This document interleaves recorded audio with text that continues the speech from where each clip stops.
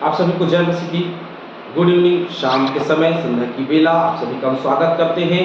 एक बार फिर से हम क्लास में आगे बढ़ेंगे और क्लास में आगे बढ़ते हुए आज एक बार फिर से पीड़ितों के काम उसका 8वां अध्याय और उसका जो 26 वचन से 40 वचन के बीच में हम जो फिलिप्पुस और खोजा के बीच की घटना का वर्णन कर रहे हैं, पढ़ रहे हैं, अध्ययन कर रहे हैं। उसमें से हमने 34 पद तक कल देखा, जिसमें इस प्रकार से घटनाएं घटी। एक खोजा था जो रानी का खजांची था, उसी था, और क्योंकि वो पवित्र शास्त्र पढ़ रहा था और पवित्र शास्त्र में से कौन सा, यशायाह की पुस्तक पढ़ रहा था, और परमेश्वर ने फिलिप्पुस को आज्ञा दी कि वो उसके पास जाए। और जब वो उसके पास गया तो फिलिप्पुस ने उससे कहा कि तू जो पुस्तक पढ़ रहा है क्या तू उसको समझता है? क्योंकि वो नहीं समझता था, इसलिए उसने कहा कि मेरे पास कोई समझाने वाला नहीं, यदि तू जानता है तो मुझे समझा दे कल तक की ये घटना। तो जैसे पासवान के पास में हम जाते हैं वो हमको समझाते हैं। चैनल को लाइक करें, सब्सक्राइब करें, शेयर करें और आगे बढ़ाएं। तो वैसे ही क्या है कि वैसे ही लोग जो वचन को पढ़ते हैं, जो लोग वचन को सुनते हैं या जो लोग वचन को सीखते हैं, उन लोगों के लिए आज्ञा है कि भाई पहले वचन को समझिए। नहीं समझ में आ रहा है तो लोगों से पूछिए ताकि आपको समझ में आए। इसलिए ये अध्ययन बाइबिल अध्ययन क्लास चलाई जा रही है कि आप वचन को समझें कि वचन क्या कहना चाहता है। और बड़े सरल शब्दों, बहुत कठिन शब्द में नहीं है, क्योंकि जितने लोग जो व्यूअर्स हैं मेरे देख रहे हैं लगातार, बहुत ज़्यादा नहीं है पर जितने हैं काफ़ी है मेरे लिए। तो जो लोग देख रहे हैं उनमें से यदि कुछ रिस्पांस आता है तो बहुत सारे लोग यही कहते हैं कि बड़ा सिंपल तरीके से आप समझाते हैं और हमको बातें समझ में आ रही है। इसका मतलब ये है कि मैं जो कोशिश कर रहा हूँ वो कहीं ना कहीं बिल्कुल सही है और सही जा रहा है। तो बड़े सरल शब्दों में कोई समझाने वाला नहीं है फिलिप्पुस जी, अगर आपको पता है तो आप मुझे समझा दीजिए। ये घटना हमने कल के दिन देखा था और उसी की घटना को आज हम विस्तार से आगे देखते हैं। इस पर खोजे ने फिलिप्पुस से पूछा। खोजा है फिलिप्पुस से पूछता है। खोजा का मतलब मैं बता दिया, वापस से नहीं बताऊंगा। मैं तुमसे विनती करता हूँ यह बात बता कि भविष्यवक्ता यह किसके विषय में कहता है, या अपने विषय यह अपने विषय में कह रहा है या दूसरे के विषय में कह रहा है। ये जो बोल रहा है ये किसके विषय में कह रहा है मुझे नहीं पता, मैं पढ़ रहा हूँ। वैसे इजरायली पढ़ रहे हैं और कई लोग तो जानते भी हैं, क्योंकि ज्योतिषी जो हैं वो जानते हैं, जो ज्ञानी हैं वो जानते हैं कि ये किसके विषय में बात हो रही है भैया। लेकिन इसको नहीं पता कि ये किसके विषय में चर्चा हो रही है, किसके विषय में बातचीत हो रही है। कौन है ये मुझे बता। तब फिलिप्पुस ने अपना मुंह खोला और इसी शास्त्र से आरंभ करके उसे यीशु का सुसमाचार सुना।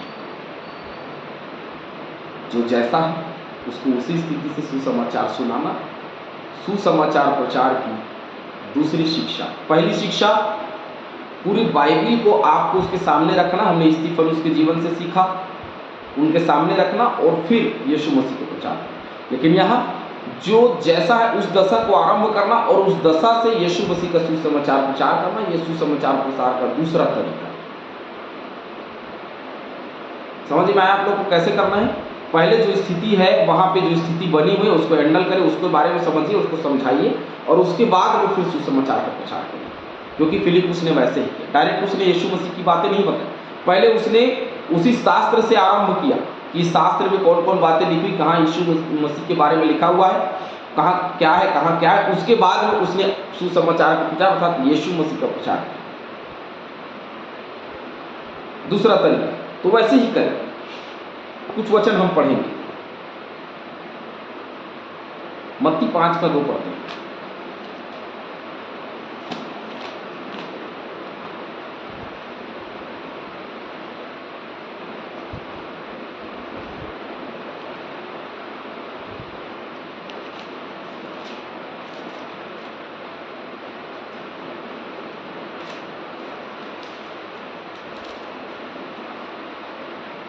और वह अपना मुंह खोलकर उन्हें यह उपदेश देने लगा। कौन? यीशु मसीह। 9 धन्य वचन उसमें।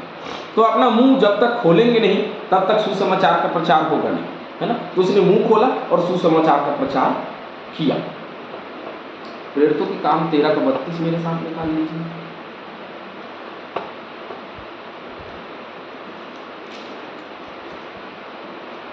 और हम तुम्हें उस प्रतिज्ञा के विषय में जो बाप दादों से की गई थी यह सुसमाचार सुनाते हैं। जो प्रतिज्ञा, तो ये प्रतिज्ञा का लहू है जिसकी वजह से उसमें उसको सुनाया। तो उस प्रतिज्ञा के लहू के विषय में यशायाह 53 अध्याय में लिखा है, उसके आगमन के विषय में 7वें और 9वें अध्याय में लिखा है। तो उसी पुस्तक में यीशु मसीह के आगमन और यीशु मसीह की मृत्यु, उसके लहू बहाए जाने और छुटकारा देने के विषय में पूरी रीति से लिखा हुआ है। तो यदि इतिहास में सबसे सरल यदि यीशु मसीह के विषय में लिखा हुआ तो यशायाह ने लिखा है, और उस पुस्तक में से यदि पढ़ रहा है तो किसी को समझाना बहुत आसान है ना, और आसान तरीके से समझाया जा सकता है। और बड़े आसान तरीके से फिलिपुस ने पहले क्या किया, पहले फिलिपुस ने उस पुस्तक के विषय में समझाया, उसी से आरंभ किया, और उसके बाद में उसने सुसमाचार का प्रचार उसको सुनाया। मार्ग में चलते चलते वे किसी जल की जगह पहुंचे, तब खोजे ने कहा, देख यहाँ जल है, अब मुझे बपतिस्मा लेने में क्या रोक है। क्योंकि उसने सारी बातें समझ ली, और समझ करके उसने विश्वास किया, और विश्वास करके ये कहा कि अब कोई रुकावट नहीं है, तू मुझे बपतिस्मा दे दे। वाह, बड़ा गजब बात है भाई। अभी सुना, और अभी सुन करके उसको उत्तेजना हो गया, और उन्होंने बोले कि अभी तुरंत, कल करे सो आज कर, आज करे सो अभी कर डाल जो करना है। ये देख जल है सामने, और उसी जल में मुझे डुबा करके मुझे बपतिस्मा दे दे। हालेलुया।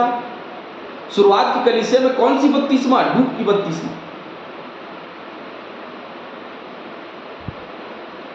जल संस्करण डूब की बपतिस्मा, और डूब की बपतिस्मा उसको दिया गया। उसने कहा, देख भैया यहाँ जल है, और मैं एक काम कर, मुझे दे दे, मुझे लेना। उसने यीशु मसीह के सुसमाचार का प्रचार उसको सुनाया, उसको बड़ा अच्छा लगा। वो समझ गया कि यशायाह की पुस्तक में जो लिखा हुआ ये यीशु मसीह में आके पूरा हुआ। उसने ऐसा समझाया। मुझे और आपको भी वही बात समझानी है लोगों, ताकि लोग भी बोले कि नहीं, मुझे बपतिस्मा लेना, मुझे यीशु मसीह को मानना है।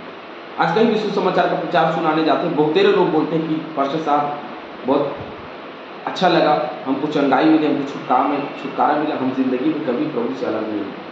लेकिन कई लोग अलग हो जाते हैं, लेकिन कई लोग जिंदगी भर अलग नहीं होते, वो प्रभु की बातों को मानते हैं। हालेलुया। फिलिपुस ने कहा, अब उसने तो कह दिया बपतिस्मा दे दो। फिलिपुस ने कहा, यदि तू सारे मन से विश्वास करता है। बपतिस्मा कैसे देना है, अब यहाँ सुनिए, क्योंकि ईस्टर में बपतिस्मा होता है, तो बपतिस्मा कैसे देना है यहाँ सुनते रहिए। यदि तू सारे मन से विश्वास करता है तो ले सकता है। सारे मन से, सारा मन मतलब पूरी जिंदगी, धन दौलत, रुपया, सोना चांदी, पैसा, तन मन धन, तीनों से तू यदि विश्वास करता है कि तू ये सब कर सकता तो तू बपतिस्मा ले सकता है। उसने उत्तर दिया, मैं विश्वास करता हूं कि मसीह यीशु परमेश्वर का पुत्र है। यही विश्वास करना तो उन दिनों में भी और आज भी बहुत बड़ी बात है कि भैया यीशु मसीह परमेश्वर का पुत्र है। हमको सब नॉर्मल लगता है, अरे हम डरते नहीं, मतलब यीशु मसीह को परमेश्वर का पुत्र नहीं मानते। मसीहियों डरो, भय खाओ उसके नाम से, कहीं वो दूसरा आगमन में आ जाएगा ना तो फिर धरती डोल उठेगी और हमारा हमारी रूह भी कांप जाएगी, फिर हमारे पास कोई रास्ता नहीं बचेगा। जैसे खोजे ने विश्वास किया, बोला मैं विश्वास करता हूँ प्रभु, मैं विश्वास करता हूँ कि यीशु मसीह ही परमेश्वर का पुत्र है, जो यशायाह में लिखा हुआ है वो इसी के बारे में है, मैं विश्वास करता हूँ। इसलिए कहा सारे मन से यदि विश्वास करता है तो मैं तुझे बपतिस्मा दे दूंगा। कहता जी हाँ, मैं सारे मन से विश्वास करता हूँ। आगे, तब उसने रथ खड़ा करने की आज्ञा दी, और फिलिपुस और खोजा दोनों जल में उतर पड़े, और उसने खोजा को बपतिस्मा दिया। ये देखिए, राह चलते हुए बपतिस्मा दिया भैया, ऐसे नहीं है। कुछ तो सीखो पासवानों, लेकिन यहाँ डर है, सताओ, कहीं ऐसा ना हो कि धर्म परिवर्तन के नाम पे कोई हमें सता दे। लेकिन जो सच्चे मन से किया जाता है, जो सच्चे मन से लेते हैं, वो कभी किसी पर इल्जाम आने नहीं देते। याद रखना, सच्चाई है, सच्चाई का जीवन है, तो फिर वो कभी किसी के ऊपर आंच आने नहीं देते। Hallelujah, hallelujah. तो यहाँ पे हम स्पष्ट रूप से देख रहे हैं और महसूस कर रहे हैं कि वो फिलिपुस जो है उसने उसको बपतिस्मा दिया, वही जल था, उतर गए रथ से, रथ को उतर करके उसने बपतिस्मा दिया। अब 39 पद में घटना घट रही। जब वे जल से निकलकर ऊपर आए तो प्रभु का आत्मा फिलिपुस को उठा ले गया। अरे बाप रे, ये एक अद्भुत घटना है, सर खुजाने वाली घटना है ये। प्रभु का आत्मा फिलिपुस को उठा ले गया और खोजे ने उसे फिर न देखा, और वह आनंद करता हुआ अपने मार्ग पर चला गया। फिलिपुस को उसने उठाया, लेकिन ये मत सोचिए कि स्वर्ग उठाया। कुछ घटनाएं हैं जिसको हम देखेंगे। चलिए कुछ घटनाएं मतलब कुछ वचन है, घटना नहीं, कुछ वचन है। दूसरा कुरिन्थियों उसका 12 का 2 बस देखेंगे और बाकी वचन मैं आपको बता दूंगा।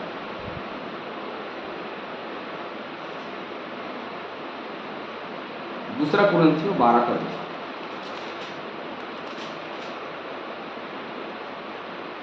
मैं मसीह में एक मनुष्य को जानता हूं, 14 वर्ष हुए कि न जाने देह सहित न जाने देह रही, परमेश्वर जानता है, ऐसा मनुष्य तीसरे स्वर्ग तक उठा लिया गया। तीसरे स्वर्ग तक उठा लिया गया। यह तीसरा है, पहले अनूप यीशु मसीह, फिर ये तीसरा जो स्वर्ग पर उठा लिया। ऐसा है, इस स्वर्ग पर उठा लिया गया, लेकिन यहाँ स्वर्ग पर नहीं उठा लिया गया भैया, वो खोजा के सामने से उठा लिया गया और खोजे ने उसको दोबारा नहीं देखा कि वो कहाँ है, और वह आनंद करता हुआ मार्ग पर चला गया, क्योंकि उसको अनंत जीवन मिलेगा। अनंत जीवन मिलेगा तो वो आनंद करेगा। बपतिस्मा लिया, अनंत जीवन पाया और वो आनंद से भर गया। फिलिपुस अशदोद में आ निकला। क्या हुआ भैया? स्वर्ग नहीं चला, उसने उसको उठाया, प्रभु के आत्मा ने उसको उठाया और उठा करके अशदोद में आ निकला, और जब तक कैसरिया में न पहुंचा तब तक नगर नगर सुसमाचार सुनाता गया। जब तक वो कैसरिया, फिलिपुस कैसरिया नहीं पहुंचा, तब तक वो नगर नगर में सुसमाचार सुनाता रहा। फिलिपुस के जीवन में इतनी सामर्थ, स्वर्गदूत उसको दिखाई दिए, पवित्र आत्मा उसके जीवन में काम किया, चिन्ह और चमत्कार किया, और उसको उठा करके उसने अशदोद में ला करके छोड़ दिया। प्रकाशित वाक्य 12 का 5 पढ़ लीजिएगा, फिर तो 10:1 पढ़ेंगे, 24 का 12 पढ़ लीजिएगा, और आप सभी 25 का 1, 4 और 6 और 13 ये सारे पदों को आप पढ़िएगा कि कैसरिया में वह पहुंचा। और यीशु मसीह पौलुस के दिनों में आप उस कैसरिया के विषय में आप सुनेंगे, और भी आप जब पढ़ते चले जाएंगे तो उसके विषय में आप सुनेंगे, उसको ज़्यादा अध्ययन करने की जरूरत नहीं है। लेकिन वो नगर नगर सुसमाचार सुनाता गया। आज हमें भी समय कि हम भी नगर नगर सुसमाचार सुनाते फिरे। हालेलुया। सुसमाचार सुनाना बहुत जरूरी है, सुसमाचार को सुनाते हैं। प्रभु आप सभी बहुत आशीष। आमीन।